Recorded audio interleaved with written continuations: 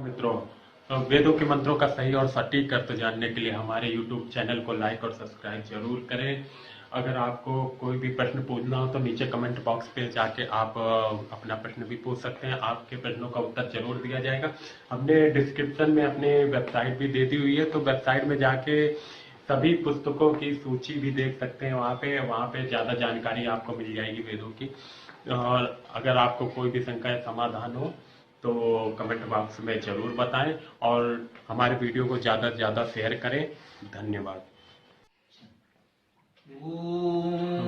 यो असौ आदित्ये पुरुषः सोऽसौ अहम् ॐ खं ब्रह्म।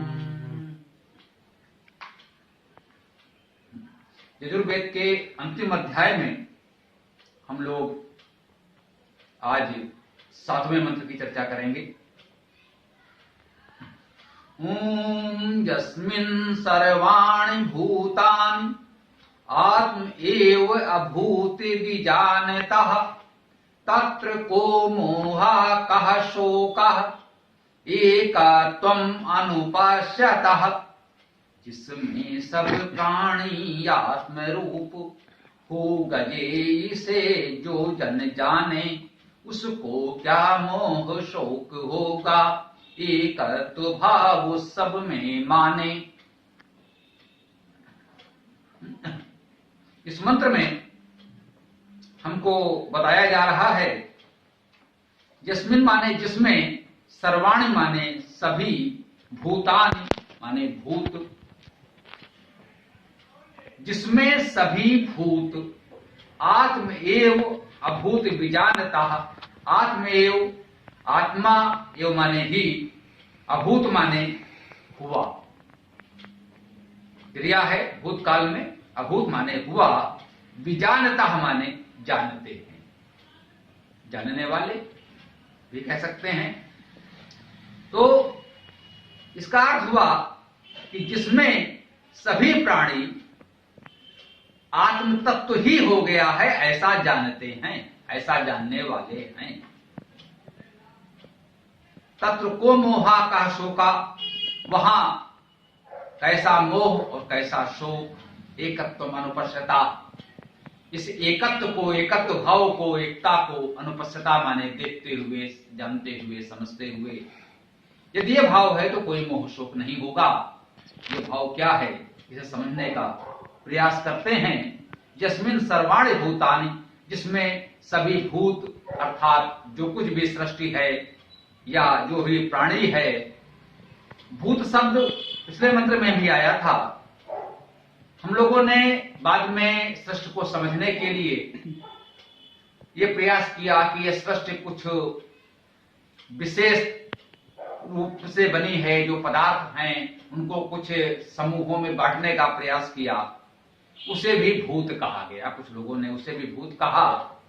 भूत का यही आशय है, प्रकृति जिस रूप में भी उत्पन्न हुई है, तो जब प्रकृति को 5 स्वरूपों में बांटकर समझने का प्रयास हुआ तो उसे पंच महाभूत कहा गया। हम आज उस पर विशेष चर्चा नहीं कर रहे हैं, वो हमारा विषय नहीं है। लेकिन भूत के विभिन्न शास्त्रों में, विभिन्न विषयों में, विभिन्न रूपों में इस भूत शब्द का उल्लेख होता है। इसका आशय यह है, भूत का शाब्दिक अर्थ तो यही है कि जो कुछ हुआ है, जो हो गया है, जो उत्पन्न हुआ है, वो सभी भूत है। तो कभी कभी विशेष शास्त्र में किसी विशेष विषय का वर्णन करते हुए किसी विशेष पुस्तक में उसका एक प्रतीकात्मक विशेष अर्थ मान लिया जाता है। जैसे हम व्यक्तियों के विशेष नाम रख देते हैं। जब हम नाम रखते हैं किसी का तो उस शब्द के अर्थ को ध्यान में तो रखते हैं कि हम अपने इस बालक से क्या अपेक्षा करते हैं, उनमें किन गुणों का विकास चाहते हैं। तो उन गुणों से संबंधित कोई शब्द चुनकर हम उसका नाम रख देते हैं। फिर लोक व्यवहार में जब वो शब्द का उच्चारण करते हैं तो हमारा आशय होता है कि वह व्यक्ति जिसका हमने वो नाम रखा है वह सुने, वो आए, फिर वो शब्द उस व्यक्ति विशेष का वाचक बन जाता है, लोक व्यवहार में उसका प्रतीक बन जाता है। जबकि उस शब्द का अर्थ कोई व्यक्ति नहीं होता, वो विशेष गुण होता है। वही बात प्रकृति के तत्वों के विषय में भी है। शाब्दिक अर्थ के रूप में तो भूतानि माने सभी भूत, जो भूत हुआ है, जो भी उत्पन्न हुआ है, जो हो गया है, सृष्टि के सभी स्वरूप, क्योंकि भूतानि शब्द बहुवचन में है। परंतु जब हम संरचना के क्रम में विचार करते हैं, वहां पर जब हम पंच महाभूत कहते हैं, तो वहां उसका आशय होता है कि सृष्टि की रचना में सहज भाव से दिखने वाले 5 तरह के पदार्थ, इसे हम कहते हैं ठोस, द्रव, वायव या गैस वायु रूप में, ऊर्जा रूप में अग्नि, आकाश जो बीच में अंतराल होता है। तो इस प्रकार से हम ऐसा प्रकृति को देखते हुए ने मान लिया कि प्रकृति का अध्ययन करने के लिए उसको हम इस 5 भागों में बांटकर अध्ययन करें।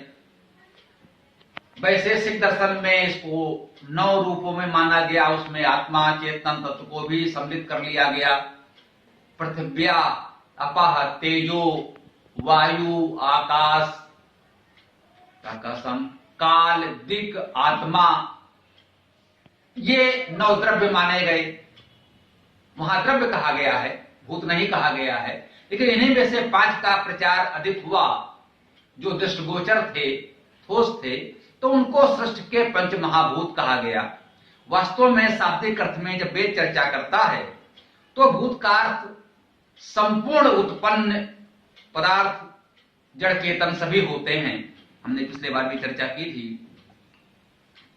तो कहते हैं जिसमें सभी भूतों को आत्म एव अभूत विजानता, हम ऐसा जानते हैं कि वो आत्म ही इन सभी भूतों के रूप में उत्पन्न हो गया है। अभूत माने हुआ है, उत्पन्न हो गया है। कि जब हम ऐसा मान लेते हैं कि ये सभी भूत आत्म ही हैं, उसी के रूप में, उसी से उत्पन्न हुए हैं, जब हम ऐसा जान लेते हैं, पूरी तरह से विजानता माने विशेष रूप से जानते हैं। एक तो हमने किसी से सुन लिया, पढ़ लिया, जान लिया, हाँ ऐसा कुछ है भाई, कोई कह तो रहा था, किसी की पुस्तक में पढ़ा तो था, नहीं। जब हम उसे विशेष रूप से जान लेते हैं, अर्थात जो कुछ हमने पहले साधारण रूप से जाना, पढ़ा, सुना, उस पर हमने चिंतन किया, मनन किया, अनुशीलन किया, तर्क वितर्क किया, और अंत में हमें उसकी अनुभूति हुई कि हाँ ये बात तो सत्य है। अब वो हमारी बात हो गई। प्रारंभ तो हुआ था कहीं पढ़ करके या सुन करके, परंतु इतना अनुशीलन करने के बाद अब हम कहते हैं पूरे आत्मविश्वास के साथ कि हाँ यह सत्य है, ऐसा हम स्वयं जानते हैं, स्वयं मानते हैं।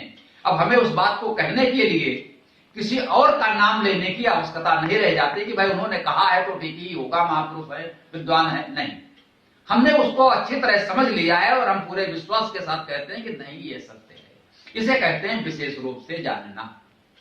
एक तो साधारण जानकारी हो गई, सुन लिया, और विशेष रूप से जानकारी जब हमने बहुत अच्छी तरह से उसे समझ लिया।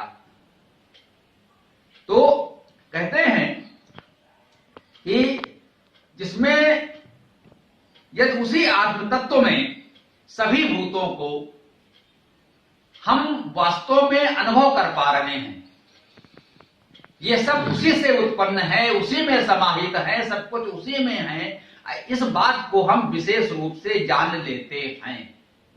जब इतनी अच्छी तरह से हमने इस मूल तत्व को जान लिया, यह वेद का मूल तत्व है। वैदिक विद्या का, वेद विद्या का, वैदिक दर्शन का, वैदिक विचारधारा का, कुछ भी हम कह लें, अगर हम वेद को मान रहे हैं, सत्य सनातन वैदिक धर्म के अनुयायी हैं, तो वेद का जो मूल संदेश है वो यही है कि वो आत्म तत्व ही मूल है, वही सर्वव्यापी है, सब कुछ उसी से उत्पन्न है और सब कुछ उसी में समाहित है। उससे उत्पन्न होकर अलग भी नहीं हुआ, वो अभी भी उसी में है। इस तत्व को जब हम जान लेते हैं तो इसका हमें लाभ क्या होता है, इस जानकारी का क्या उपयोग हुआ, क्या मिला हमको इससे? हमको यह मिला कि तत्र को मोहा, जब इतना हम जान गए तो वहां कैसा मोह का शोका, कौन सा शोक हो सकता है? नहीं हो सकता है। फिर वहां कोई मोह नहीं होगा, कोई शोक नहीं होगा। एकत्वम अनुपस्थिता। फिर इस एकत्व भाव को जब हम समझ लेते हैं कि संपूर्ण सृष्टि में एक ही तत्व, परमात्म तत्व सर्वत्र व्याप्त है, वही मूल है, उसी से सब कुछ उत्पन्न हुआ है, आज भी सब कुछ उसी में है और उसी में समाहित है, उसी में समाहित रहेगा। किसी भी रूप में रहे, जड़ रूप में रहे, चेतन रूप में रहे, व्यक्त रूप में रहे, अव्यक्त रूप में रहे, प्रकट रूप में हो, विराट स्वरूप में हो या सूक्ष्मतम स्वरूप में हो, वो उसी से है, उसी में है और उसी में रहेगा। जब इस एकत्व भाव को अनुपस्थिता देखते हुए, देखने का भाव क्या है? ये हमें स्वतः दिखने लग जाए। जैसे हमने कहीं पढ़ लिया, सुन लिया, जान तो लिया, लेकिन वो पूरी तरह से हमारे अनुभूति में नहीं आया। जब पूरी तरह से अनुभूत कर लेते हैं, एक तरह से हमको सर्वत्र वो आत्म तत्व वास्तव में दिखने लगता है। प्रत्यक्ष जैसे हम आपको देख रहे हैं, आप हमको देख रहे हैं, उसी तरह से जब ये भावना, ये तत्व, वो पराचेतना हमको सर्वत्र वास्तव में दिखने लग जाए, सर्वत्र उसकी अनुभूति होने लग जाए, आपके भीतर हमको वही ब्रह्म तत्व, वही परमात्म तत्व दिखने लगे, अनुभूत होने लगे, तब हुआ इस एकत्वम अनुपस्थिता। इस एकत्व भाव को हम देखने लगे हैं। इस स्थिति को जब हम प्राप्त कर लेते हैं तो हमें किसी तरह का मोह, किसी तरह का शोक नहीं होता। कैसे नहीं होता? बोले भाई जानकारी तो ठीक मिल गई, चलिए हमने इसको समझ भी लिया, अभ्यास करेंगे, चिंतन मनन तर्क वितर्क करेंगे, हो सकता है एक दिन हमें अनुभूति होने भी लगे, वास्तव में हमें लगे कि ऐसा है, सत्य है, परंतु इससे मोह और शोक कैसे समाप्त होगा? वास्तव में अगर इस तत्व का हम अनुभव कर लें तो मोह और शोक मिट जाएंगे। ये मोह और शोक है क्या जो मिट जाएगा? जब तक हम ये नहीं जानेंगे कि यह है क्या, तब तक उससे पार कैसे जाएंगे, उससे उभरेंगे कैसे? मोह का अर्थ भ्रम है, मोहित होना। मोहित होने का एक लौकिक भाव तो है, हम किसी से मोहित हो गए, उससे हमारा बहुत लगाव हो गया, ये भी मोहित होना है। किसी को मोह लेना, किसी के मोह में पड़ जाना, ये भी मोह है। हाँ, ये भी भ्रम है। एक तो यही कि जो हम सब एक ही हैं, तो किसी एक के साथ बंधने का, मोह होने का औचित्य कहां बचा? जब इस एकत्व भाव का अनुभव हो जाएगा कि हम सब तो एक ही हैं, तो आप हमारे लिए पराये रहे ही नहीं, कोई दूसरे रहे ही नहीं, तो फिर आपसे हमें काहे का मोह? आप तो हम ही हैं, हमें आपने कोई भेद ही नहीं है, कोई अलगाव ही नहीं है, तो इस तरह के मोह की कोई आवश्यकता भी नहीं है। उस परम सत्ता से हमारा स्नेह, प्रेम, श्रद्धा, समर्पण सब कुछ है, उसमें आप भी हैं, उसी भाव से हम आपको भी देखेंगे। तो किसी एक के साथ जो मोह का बंधन होता है वो समाप्त हो गया। वास्तव में मोह्यते जो संस्कृत में क्रिया होती है, जो मोह शब्द होता है, उसका अर्थ इतना साधारण सा नहीं होता है किसी के मोह में पड़ जाना। कह सकते हैं प्रेम का अलग तरह का स्वरूप है, नकारात्मक स्वरूप है। प्रेम बहुत अच्छी बात है, मित्रता बहुत अच्छी बात है, वेद में सर्वत्र उसके गुणगान है, परंतु मोह को नकारात्मक भाव माना गया है। जब प्रेम स्नेह भाव में विवेक न रह जाए तो वो मोह का एक रूप हो सकता है। विवेकहीन प्रेम को मोह कह सकते हैं।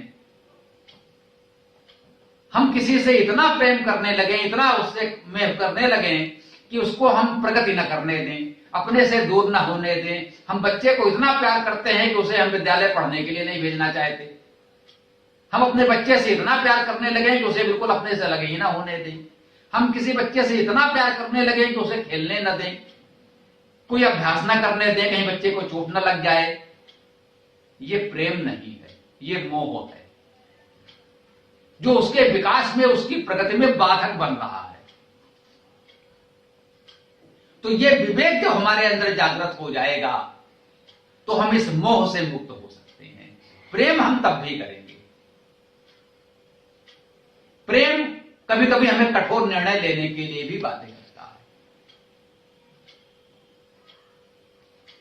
कभी कभी कष्ट होता है हमारे बच्चे को, उसे कड़वी दवा देनी पड़ती है। कभी उसके किसी घाव फोड़े को चिराना भी पड़ता है। बच्चे को दर्द होगा, हम जानते हैं, उसे बहुत कष्ट होगा, बहुत पीड़ा होगी, हमें जानकारी तो है, उसे पीड़ा होगी, फिर भी हमें ये कठोर निर्णय लेना पड़ता है क्योंकि हम उसका स्वास्थ्य चाहते हैं, उसका जीवन चाहते हैं।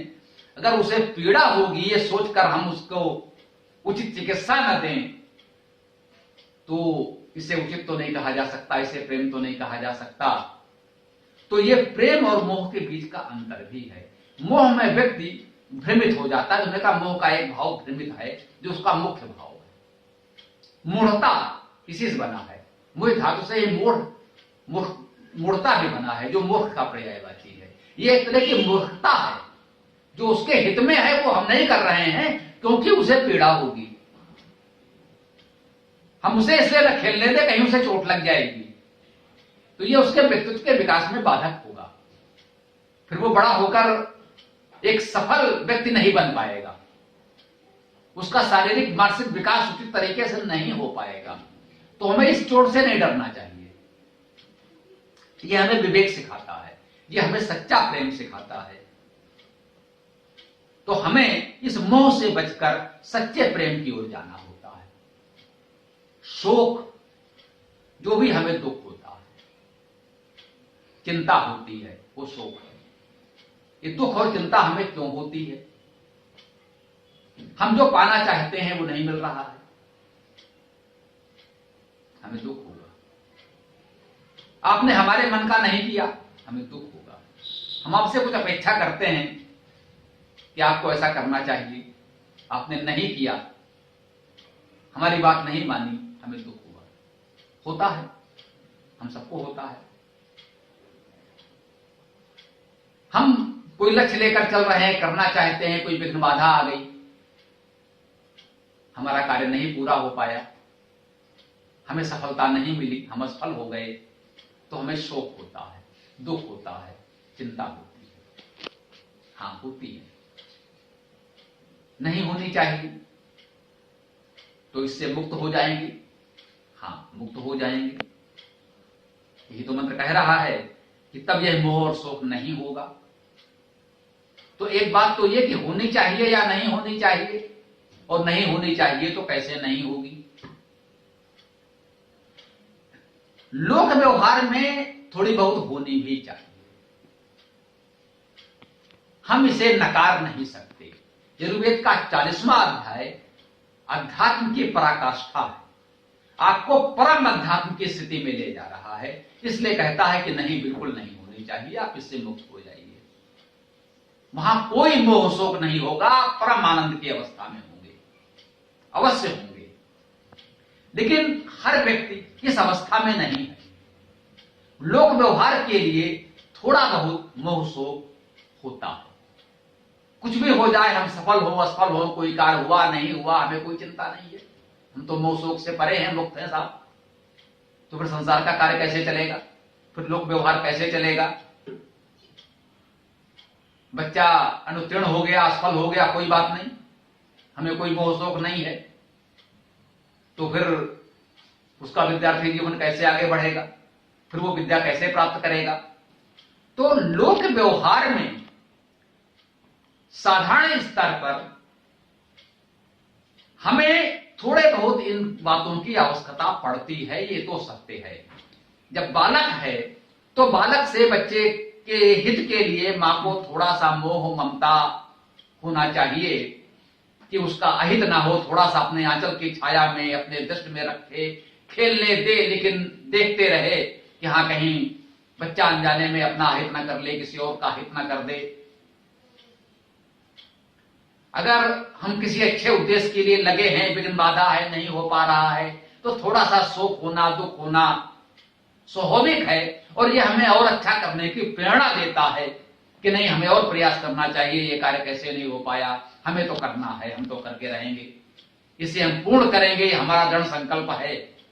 इतनी प्रेरणा देता है सांसारिक स्तर पर, उतना उचित है।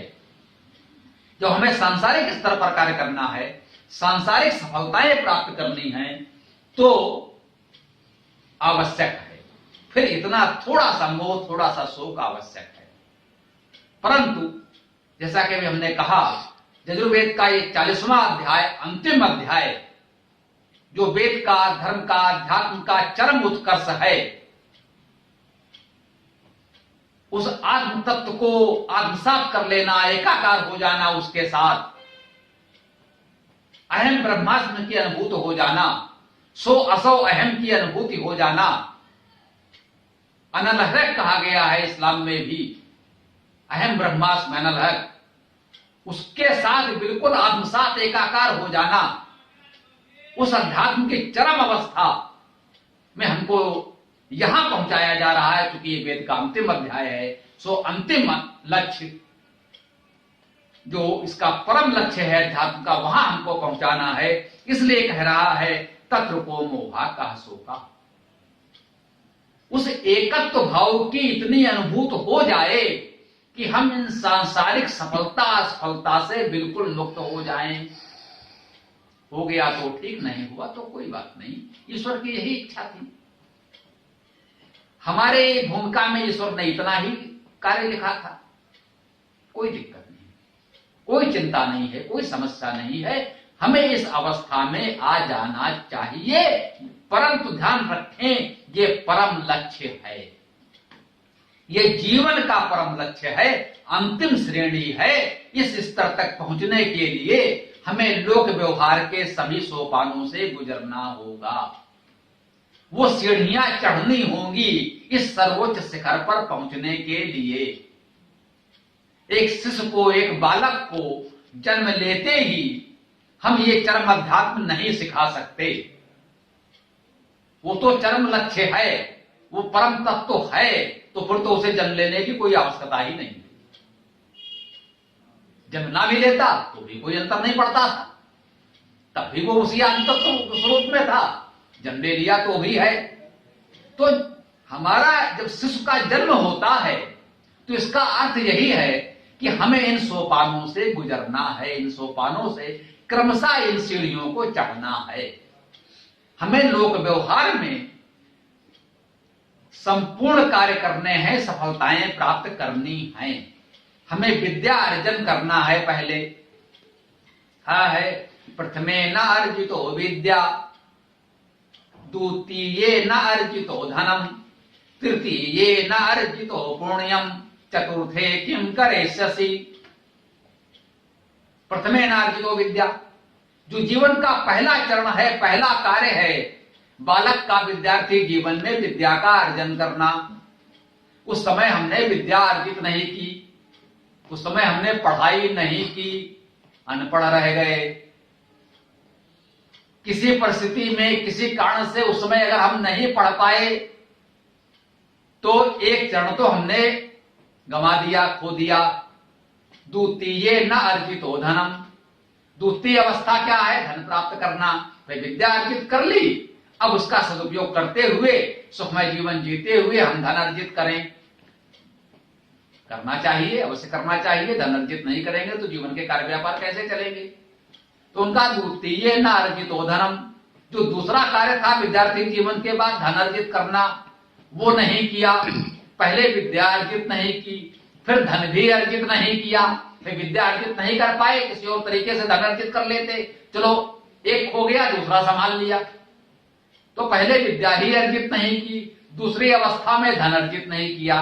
विद्यार्थी जीवन होता है विद्या अर्जित करने के लिए। अब हम वयस्क हो गए, हमें परिवार चलाना है, समाज चलाना है, तो धन अर्जित करना आवश्यक है। धन भी अर्जित नहीं किया। धनार्जन के बाद जब हम प्रौढ़ हो जाते हैं, वृद्धावस्था की ओर बढ़ते हैं, तो कहा जाता है भाई अब कुछ जनसेवा कर लो, लोक उपकार कर लो। जो जीवन का हमारा अनुभव है वो नई पीढ़ी के साथ बांटें, अपने बच्चों को, आस पड़ोस के बच्चों को अच्छी बातें सिखाएं, उनका मार्गदर्शन करें, उनकी सहायता करें, उन्हें आगे बढ़ाएं। यही पुण्य कर्म कहा जाता है, दूसरों का हित करना। तृतीय नार्जितो पुण्यम, तृतीय अवस्था में, प्रौढ़ावस्था में हमने ये पुण्य नहीं कमाया, किसी का हित नहीं किया, तो चौथी अवस्था कहते हैं संन्यास लेना है। नहीं भाई, भूल जाओ। अगर आपने विद्या अर्जित नहीं की, धन अर्जित नहीं किया, पुण्य नहीं कमाया, तो चतुर्थे किम करिष्यसि।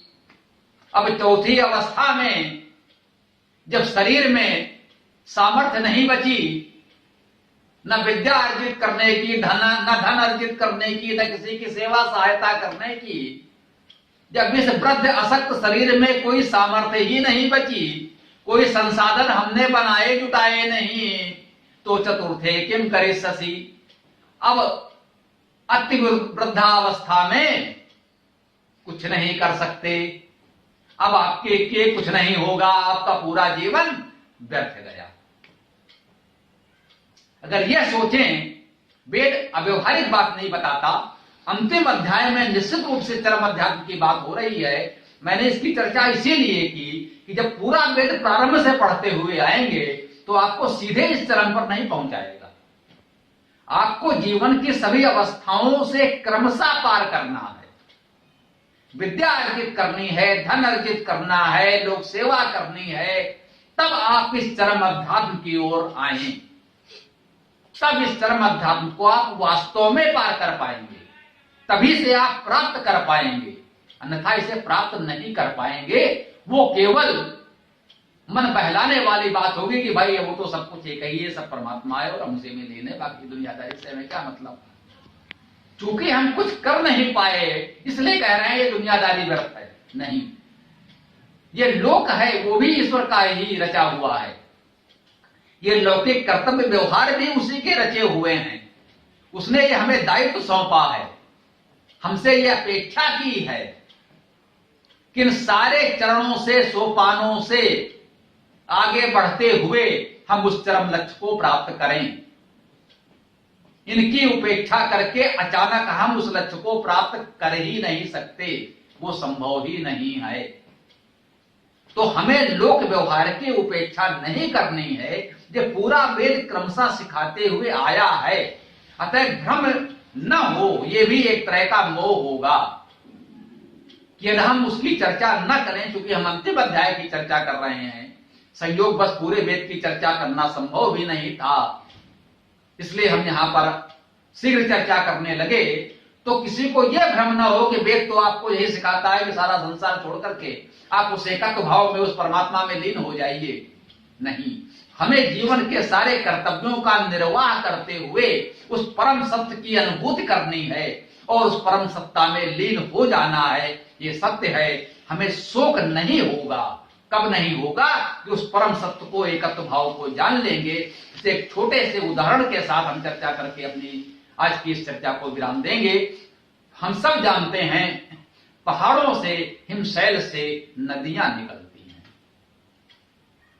एक परम सत्य यह है कि जो नदी, जो भी जलधारा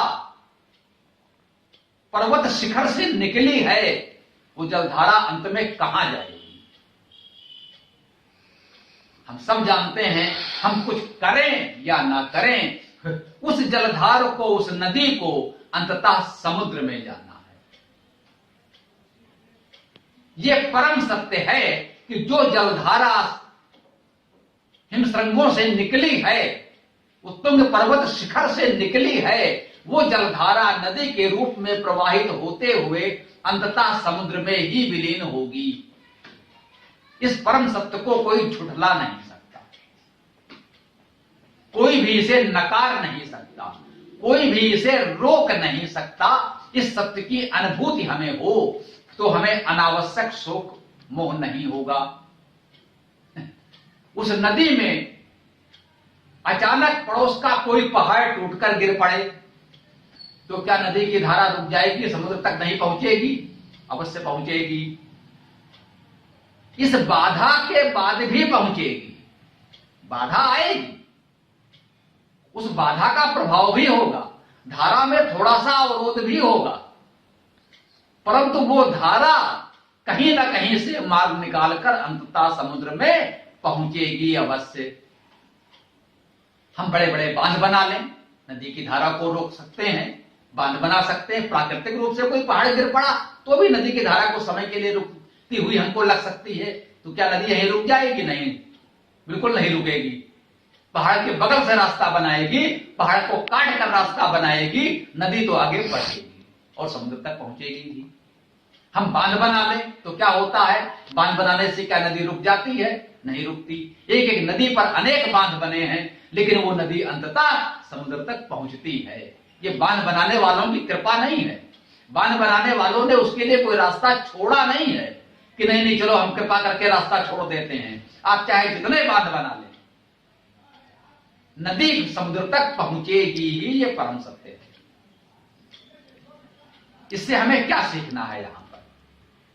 यदि मान लें नदी एक व्यक्ति है, यदि उसे इस परम सत्य की जानकारी है, एकत्व अनुपस्थिता, उसे इस एकत्व भाव की जानकारी है कि जो जल पर्वत शिखर पर हिम के रूप में था वो प्रवाहित हुआ है, और जो अगाध जलराशि समुद्र के रूप में है, जल तो वही है, इस जल को उस जल से मिल रहा है, ये परम सत्य है, इसे रोका नहीं जा सकता। तो अगर उस नदी की धारा में पहाड़ गिर पड़ेगा तो कोई शोक नहीं होगा, उसे पता है। गिरने दो पहाड़ को, एक नहीं दो चार को, रास्ता बनेगा और हमें समुद्र तक पहुंचना है, सुनिश्चित है, कोई रोक नहीं सकता। और जब ये जानकारी न हो, अब क्या होगा? अब तो धारा रुक गई, हमारा तो प्रवाह रुक गया, हम यहीं समाप्त हो जाएंगे? क्या हम समुद्र से नहीं मिल पाएंगे? ये शोक, ये मोह उसे होने लगेगा। परंतु यदि उसे इस सत्य की अनुभूति है कि ये जलधारा, ये नदी का प्रवाह अंततः समुद्र तक पहुंचेगा ही, तो उसे बीच में कहीं मोह शोक की आवश्यकता नहीं है। मुस्कुरा कर टाल देंगे, ठीक है, बनने दो बांध को, गिरने दो पहाड़ को, रास्ता तो बनेगा।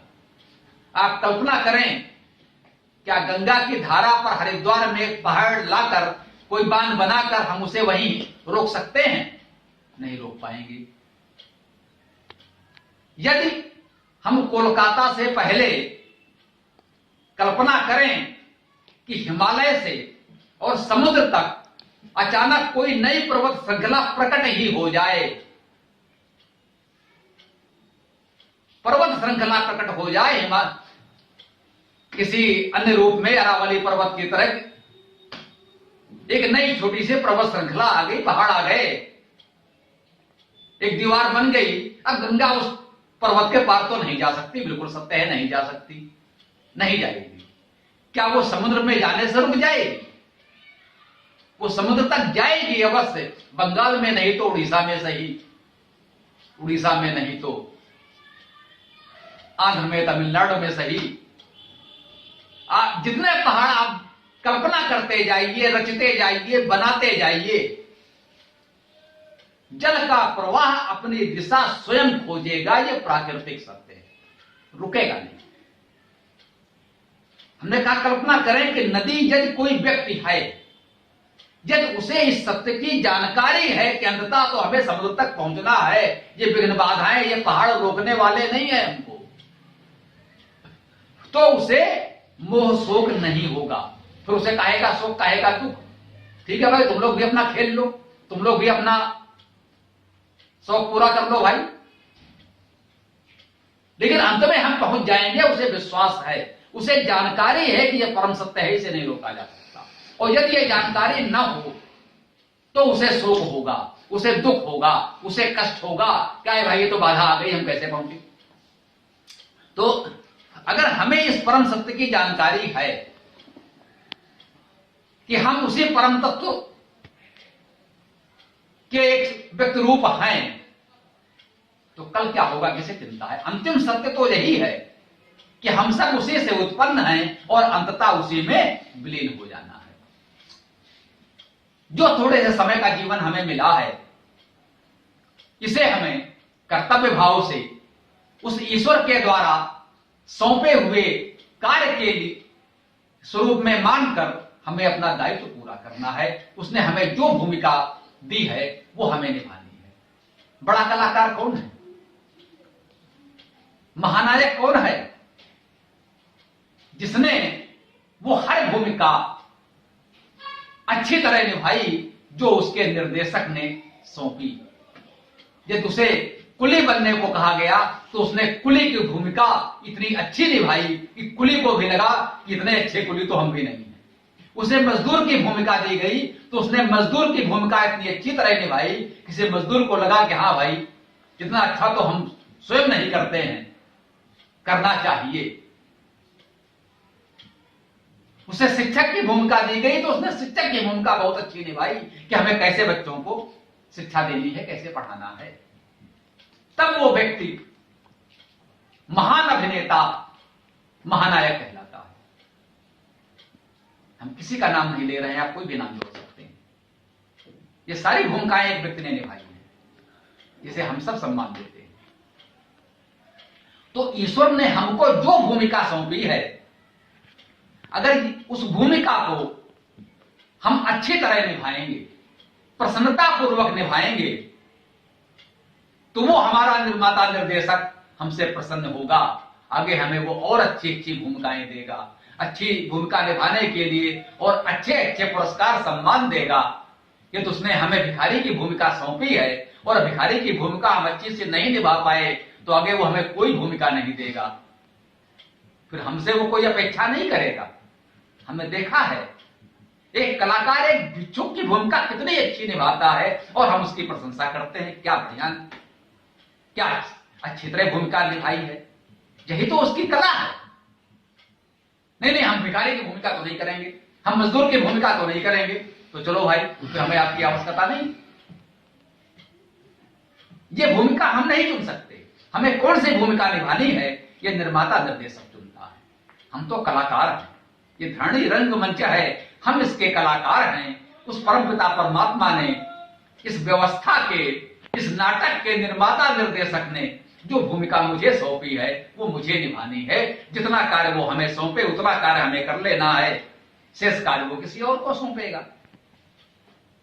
अगला कुछ इसके आगे बनाएगा, हो सकता है किसी और को ले ले, ये उस पर छोड़िए। हम क्यों सोचे कि नहीं ये सब हमें ही करना होगा।